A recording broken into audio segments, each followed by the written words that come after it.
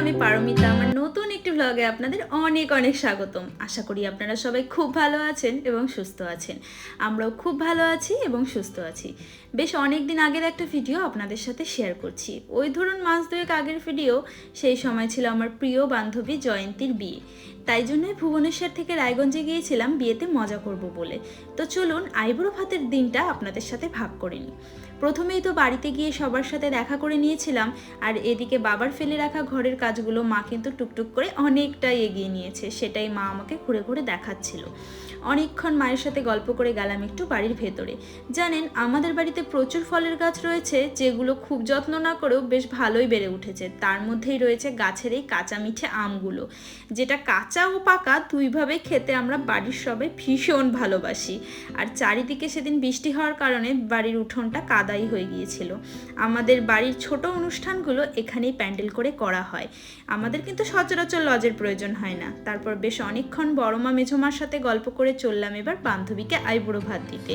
এই টোটোতে বসা মেয়েটি হলো আমার আরেক বান্ধবী নন্দিতা আর আমি মিলেই জয়ন্তীকে সেদিন আইবুড়ো ভাত দিয়েছিলাম। যেহেতু জয়ন্তীর পক্ষীরাজ ঘোড়া রয়েছে, তাই আমি ওর পেছনে বসেই গিয়েছিলাম। পক্ষীরাজ ঘোড়া বলতে কিন্তু আমি ওর স্কুটিকেই বুঝিয়েছি। এই সুযোগে সেদিন আমার প্রথমবারের জন্য ওর স্কুটিতে চাপা হয়েছিল। ওদের সাথে তো আমার খুব কম দেখা সাক্ষাৎ হয়, তাই জানেন ভেবেই গিয়েছিলাম খুব মজার আনন্দ করব, যাতে পরবর্তীতে এই ভিডিওটার মাধ্যমে আমি আমার মেমোরিগুলো মনে করতে পারি। তাই প্রথম থেকে শেষ সবটাতেই আমি ভিডিও করে গিয়েছি।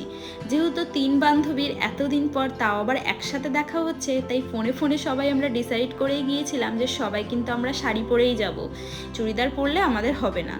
তাই নন্দিতাই সব কিছু প্ল্যান করেছিল যে কোথায় আইবুড়ো ভাতটা দেওয়া যেতে পারে। কারণ দীর্ঘ 5 বছর আমি রায়গঞ্জে থাকি না, তার কারণে রায়গঞ্জের আমার কোনো রেস্টুরেন্টও জানা ছিল না। নন্দিতার কথাতেই আমরা চলে গিয়েছিলাম দ্য লাভলি হেভেন রেস্টুরেন্টে। চারিদিকের অ্যাম্বিয়েন্সটা তো ভীষণ ভালো লেগেছিল আমার। আর এইরকম ফটোজেনিক প্লেসে আমরা বোধহয় সব সিটে বসেই একটা দুটো করে ভিডিও তুলে নিয়েছিলাম। আর এদিকে এদের গল্প তো শেষই হচ্ছিল না। আমাদের তিনজনের মধ্যে আমি ছিলাম একমাত্র বিবাহিতা, তাই আমার গল্পের সাথে ওদের টপিকগুলো কোনোভাবেই মিলছিল না।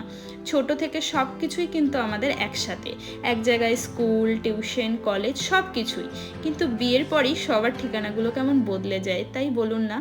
এক এক করে এবার সবার বিয়ের পালা শুরু হয়েছে। নেক্সট ইয়ার নন্দিতারও বিয়ে রয়েছে। সেটার জন্য ও আগে থেকেই সেদিন আমাকে নেমন্তন্নটা সেরে নিয়েছিল। আরও প্রচুর খুনসুটি সেদিন আমরা করেছিলাম। আমাদের জানেন আরও অনেক বান্ধবী রয়েছে, যাদেরকে সেদিন আমরা অনেক মিস করেছিলাম। যেহেতু বিয়ের মাত্র কয়েকদিন আমি আগে গিয়েছিলাম, তাই সব বান্ধবীরা নিজেদের বাড়িতেই জয়ন্তীকে আইবুড়ো ভাত দিয়ে দিয়েছিল। নন্দিতার বাড়িতে জয়ন্তীর যাওয়ার সময় হয়নি বলে শেষে আমি আর নন্দিতাই পড়েছিলাম, তাই দুজন মিলে প্ল্যান করেছিলাম আইবুড়ো ভাতের। খানিকক্ষণ বাদেই আমাদের চলে এসেছিল স্টার্টার আইটেমটা, যেটার নাম এই মুহূর্তে তো আমার মনে পড়ছে না, কিন্তু প্রথমে আমাদের ব্রাইড টু বি জয়ন্তীকে নন্দিতা সুন্দর করে সাজিয়ে দিয়েছিল। তারপর ওকেই বললাম তুই খেয়ে রিভিউ দে। আশা করি ওর এক্সপ্রেশনটা দেখে বুঝেই গিয়েছেন যে কতটা ভালো ওর লেগেছে। তারপর আমরাও খেয়েছিলাম। আহা, সত্যি অপূর্ব ছিল। ভেতরে পনিরটা ভীষণ সফট ছিল। এখনও এডিটের সময় দেখেই আমার খেতে ইচ্ছে করছে। আমাদের স্টার্টারটা এতটাই দুর্দান্ত লেগেছিল, পরে মনে হচ্ছিল আরও একটি নিলে বোধহয় মন্দ হতো না। যেহেতু মেইন কোর্স আমাদের অর্ডার দেওয়া হয়ে গিয়েছিল, তাই পেটে এক বিন্দু জায়গা থাকবে না ভেবেই আমরা আর অর্ডারটা দেইনি। যাই হোক, তারপর আমাদের টেবিলটা সুন্দর করে আইবুড়ো ভাতের থালি দিয়ে সাজিয়ে দিয়েছিল রেস্টুরেন্ট থেকেই, যেটা থেকে জয়ন্তীর সাথে সাথে আমরাও ভীষণ খুশি হয়েছিলাম। আইবুড়ো ভাতের থালিতে ছিল ভাত, ফ্রাইড রাইস, ঝুরি ঝুরি আলু ভাজা, সঙ্গে ছিল ডাল, পনির পোস্ত, কাতলা কালিয়া, আবার ছিল চিকেন কষা, আবার মটন কষা। আবার শেষ পাতে কিন্তু 5 রকমের মিষ্টিও ওরা দিয়েছিল, আর সঙ্গে ছিল আইসক্রিম। আর আমরা আলাদা করে নিয়েছিলাম ফ্রাইড রাইস, চিলি চিকেন। এত কিছু খাবার তো কারোর পক্ষে একা খাওয়া সম্ভব না, তাই আমরা 3 বান্ধবী মিলেই ভাগ বাটোয়ারা করেই খেয়েছিলাম। তাও আমাদের 3 জনের জন্য অনেক বেশি হয়ে গিয়েছিল এই খাবারটা। পরে তো বেশ কিছুটা চিলি চিকেন আমরা বাড়ির জন্য প্যাকও করে নিয়ে চলে এসেছিলাম। আর আশীর্বাদের জন্য রেস্টুরেন্ট থেকে প্রদীপ, ধান, দুব্বার ব্যবস্থা করে দিয়েছিল, তাই আমরা 2 বান্ধবী মন ভরে ওকে আশীর্বাদ করেছিলাম ওর আগামী শুভ দিনের জন্য। আর সব থেকে বড় কাম্য করেছিলাম আমাদের বন্ধুত্বটা যেন সবসময় এরকম হাসি খুশি থাকে, যেন সবসময় থাকে। আরও বেশ কিছু হাস্যকর আশীর্বাদ, যেমন শতপুত্রের জননী হও মা, এইসব বলে ওকে রাগানোর চেষ্টাও করছিলাম। কিন্তু এদিকে নন্দিতা তো ভীষণ ব্যস্ত মহিলা, যে এক হাতে একটা ব্যবসা অর্থাৎ দোকান সামলায়, যেখানে থেকে কোনোভাবে ও হাতে প্রায় 3 ঘন্টা সময় নিয়ে এসেছিল। আমাদের কারণে বেচারির সেদিন অনেকটা লেট হয়ে গিয়েছিল। তারপর তো রীতিমতো ওর তারা দেখেই আমরা খেতে বসে পড়লাম। খেতে বসেও আমাদের হাসাহাসি ঠাট্টা করেই যাচ্ছিলাম। সেদিন আবার রেস্টুরেন্ট ফাঁকাই ছিল, না হলে হয়তো কেউ যদি আমাদের এইভাবে দেখতো সবাই আমাদের পাগলিই ভাবতো। কোনো টপিকই সেদিন আমরা বাদ দেইনি। এবার মজা কেমন লাগছে? কতটা মোটা হয়েছিস? 60 থেকে 63 হয়ে গেল। আর আমি 70 থেকে 80 হয়ে যাচ্ছি ওর বিয়ের আনন্দে। চাপের কত হয়েছিস? 45 থেকে 40। তো যাই হোক, অনেক আমাদের ইয়ার্কি হলো। এখন আমরা খাওয়াটা শুরু করি। কেমন লাগলো? হাসপাতালে গেছিলাম, পুরো মাটি, দারুণ লাগছে। দারুণ না? ও সব থেকে বেশি খেয়াল করেছি, সব থেকে বেশি ওর ভালো লেগেছে কি ও মাটির থালা বাসনে পুরো সার্ভ হয়েছে, এই ব্যাপারটা খুব পছন্দ হয়েছে। তো যাই হোক, চলো। বিয়ের আগে শেষবারের মতো জয়ন্তীর হাতে খাবার খাবার সুযোগও হয়েছিল সেদিন।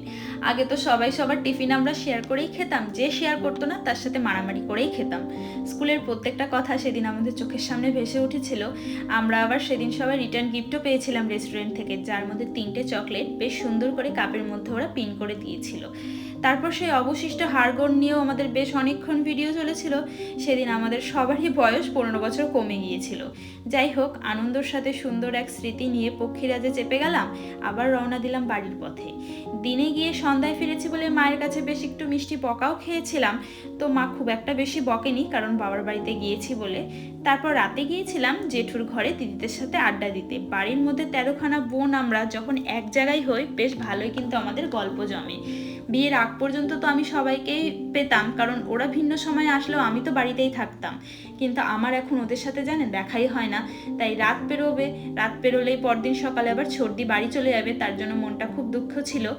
আর ইনি হলেন আমাদের বাড়ির সব থেকে ছোট মেম্বার, তাতান সোনা, ছর্দির ছেলে।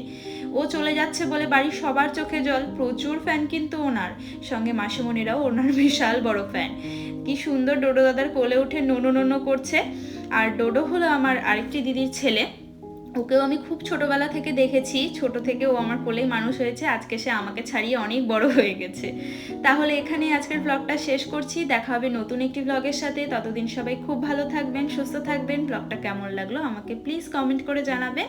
সবাই খুব ভালো থাকবেন, সুস্থ থাকবেন। টাটা।